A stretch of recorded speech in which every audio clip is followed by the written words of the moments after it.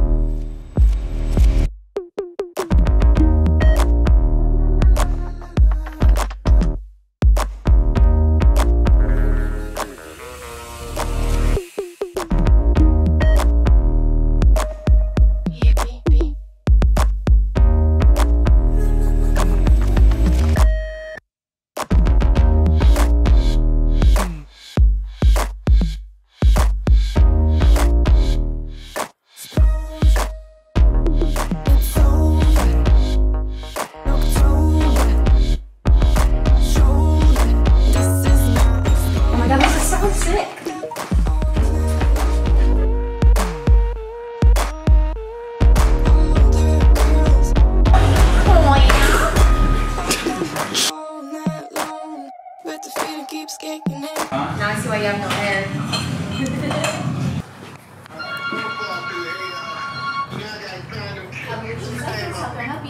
Oh, Ripley's the red. I'll pick you. I'll go grab you some for you later. I can ask her. Just hold on.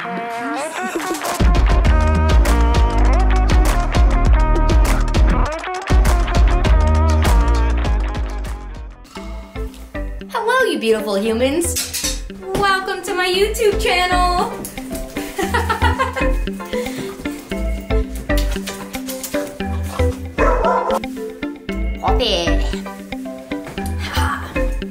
If my face is new to you, hello, I'm Cait, also known as Sassy, Sassy Pants, Sass, you know, the weird girl, whatever. I'm glad you're here on this platform. I decided that I'm gonna jump into YouTube and create some entertainment for you guys. So, let's jump into it.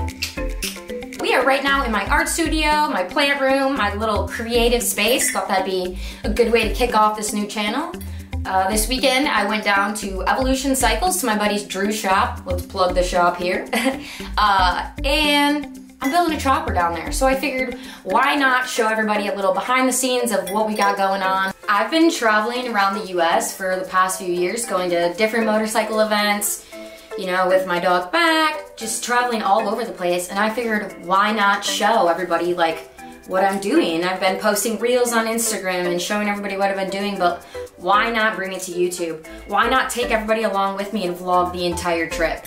For this bike, I decided to go with an Evo motor, and that's just because they're super reliable.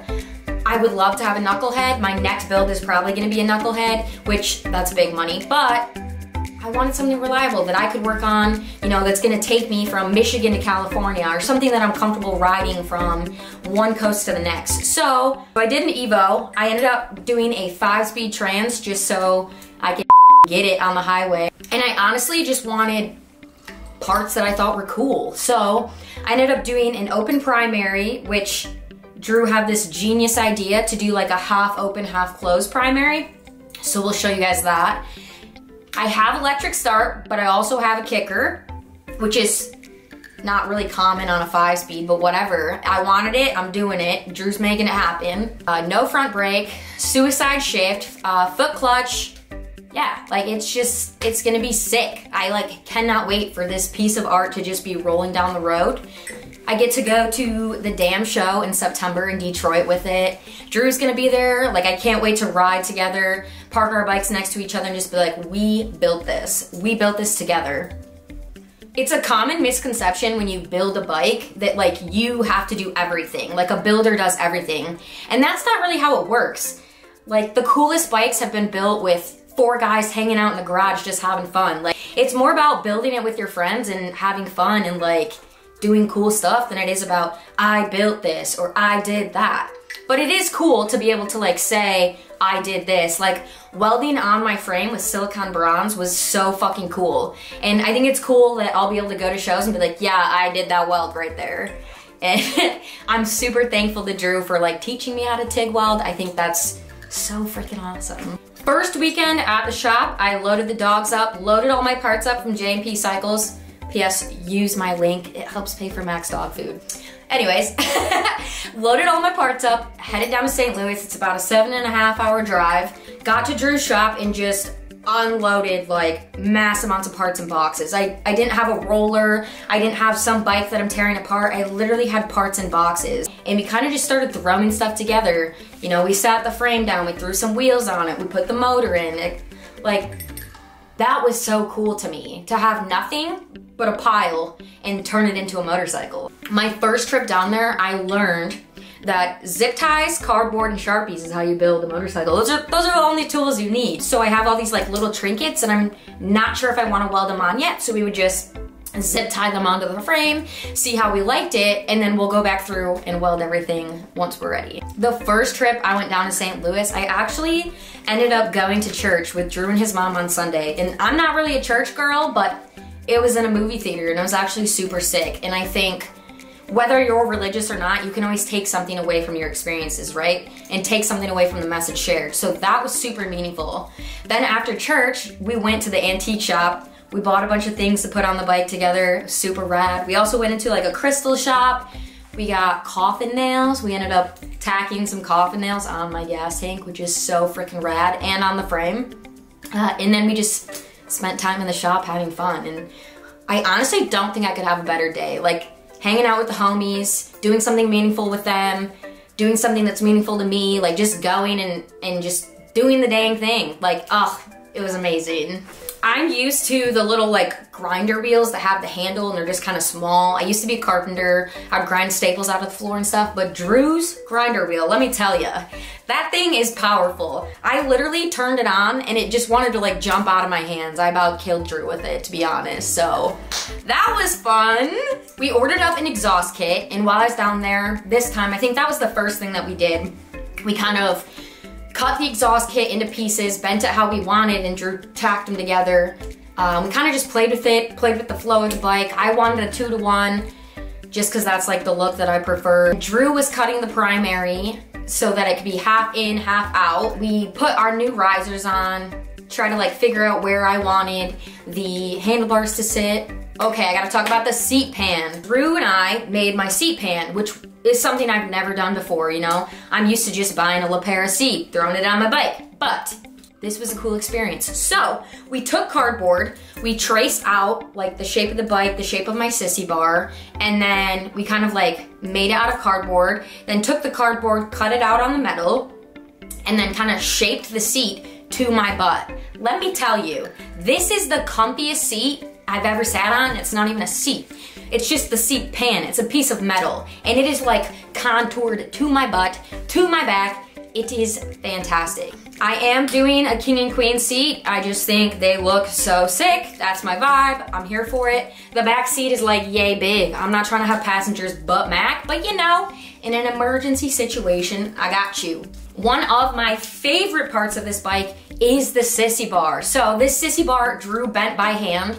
He does everything by hand. When he started his shop, he said that, you know, he didn't have money for tools. He didn't have money for all these expensive machines. So he learned how to do everything with his hands.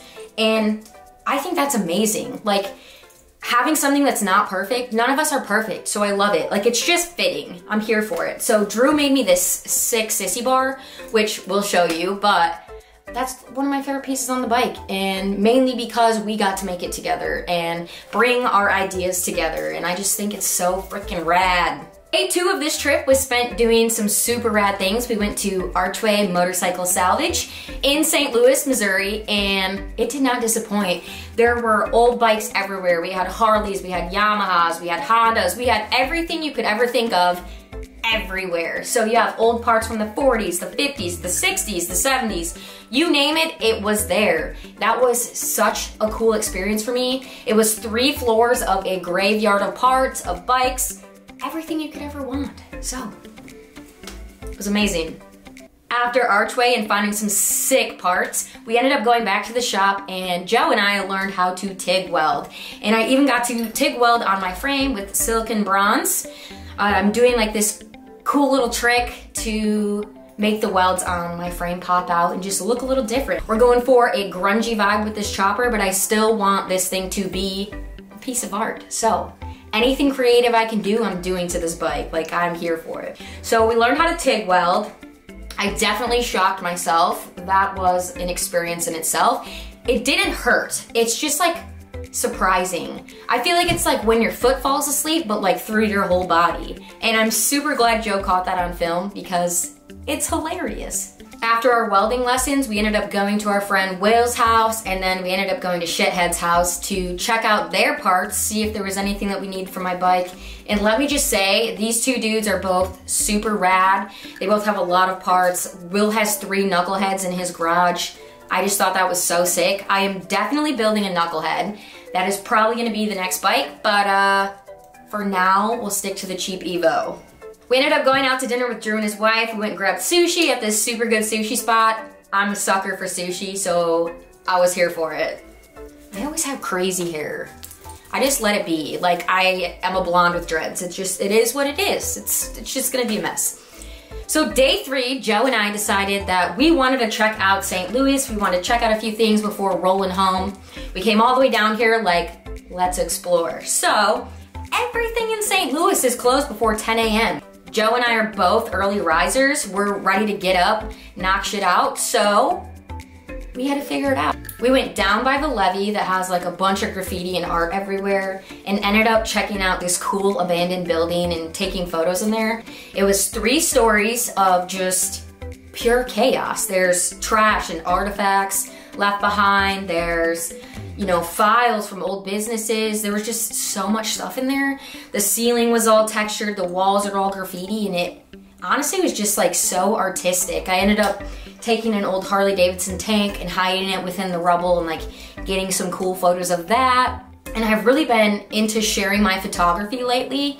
I started a page called Greater Than Cait on Instagram, and I've kind of just been sharing like my art and photography there. It's because I do capture so many cool things, but that was honestly one of my favorite parts of the trip. It was kind of like eerie going in there, like you didn't know if people were gonna be in there or, you know, what was going on, but it was a freaking blast. And both of our creative minds were able to just capture art together, which I really loved.